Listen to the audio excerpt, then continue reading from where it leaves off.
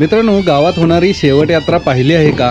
थांबलो थळोबा देवाची यात्रा आमच्या गडिंग्लज मध्ये पण ही यात्रा होते। आदल्या दिवशी मैत्री परिवारात मान असलेली ही पालखी पाटील यांच्या घरापासून मंदिराकडे निघते। या दिवशी गावात पोळीचा नैवेद्य दिला जातो, तर दुसऱ्या दिवशी भर यात्रा असते।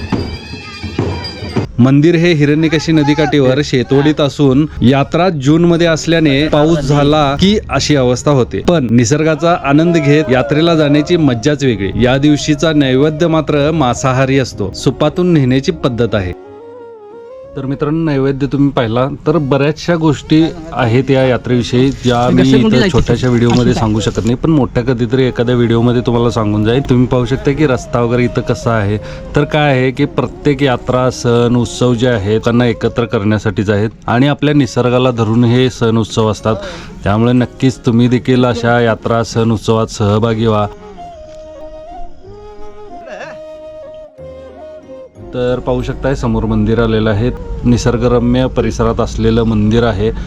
या मंदिराच्या पुजारीपणाचा मान हा मैत्री परिवारातच आहे। मंदिर स्वयंभू असून जुने आहे। तर मित्रांनो, हा व्हिडिओ कसा वाटला आणि असेच व्हिडिओ पाहण्यासाठी माझं चॅनल फॉलो नक्की करा। धन्यवाद।